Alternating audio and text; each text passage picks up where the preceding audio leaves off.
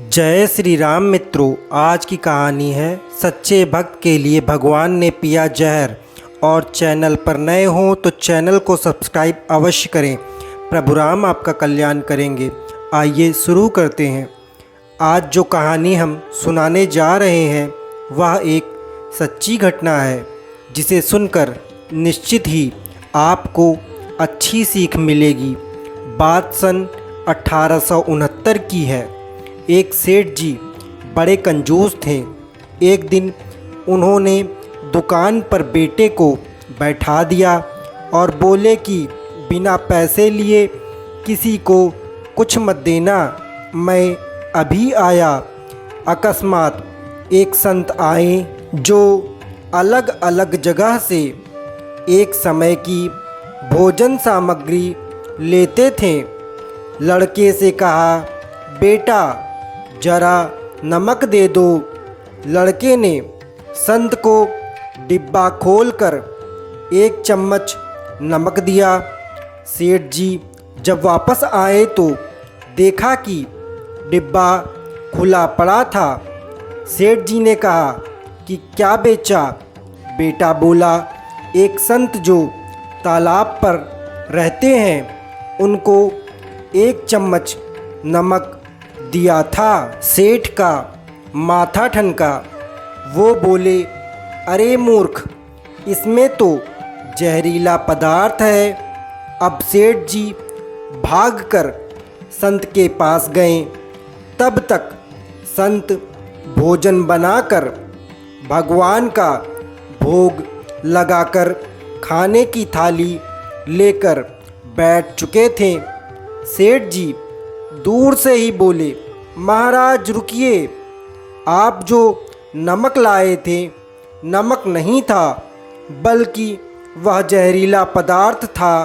कृपा करके आप ये भोजन ना करें। संत जी बोले, भाई हम तो प्रसाद लेंगे ही, क्योंकि भोग लगा दिया है। मेरे प्रभु ने इस भोग को स्वीकार कर लिया है। अब मैं भोग लगाकर भोजन छोड़ नहीं सकता। अगर भोग नहीं लगता तो भोजन बेशक छोड़ देता। ये कहकर संत ने भोजन को प्रसाद समझकर खाना शुरू कर दिया। सेठ जी के होश उड़ गए। वो रात भर वहीं बैठे रहे। सेठ को रह रहकर ये चिंता सता रही थी कि अगर संत को कुछ हो गया तो मेरी बड़ी बदनामी होगी।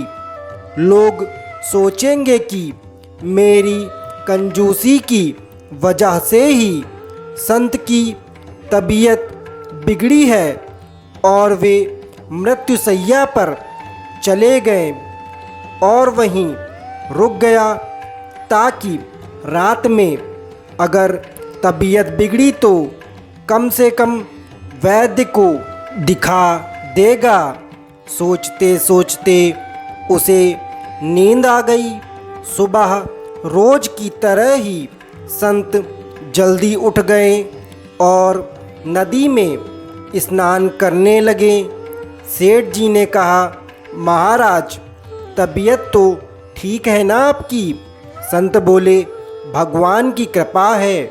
इसके बाद वे पूजा के लिए मंदिर चले गए और पीछे पीछे सेठ जी भी मंदिर चले गए ताकि संत जी को कुछ ना हो।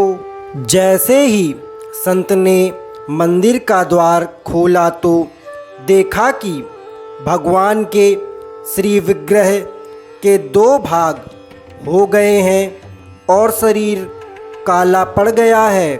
तभी संत के आँखों में आंसू आ जाते हैं। ये देखते ही सेठ को सब समझ आ गया कि भक्त के अटल विश्वास को देखकर भगवान ने भोजन का जहर भोग के रूप में स्वयं ग्रहण कर लिया और भक्त को प्रसाद ग्रहण कराया। इसके बाद सेठ ने तुरंत घर जाकर बेटे को दुकान सौंप दी और स्वयं संत की शरण में आकर भगवान की भक्ति करने लगा। तो दोस्तों, सच्ची भक्ति और ईश्वर पर विश्वास होने से बड़ा संकट भगवान स्वयं हर लेते हैं और अपने भक्तों की हर हाल में रक्षा करते हैं। तो दोस्तों, कहानी अच्छी लगी हो तो चैनल को सब्सक्राइब अवश्य करें ताकि इसी प्रकार की कहानी आप तक पहुंच सके। तो बोलिए जय श्री राम।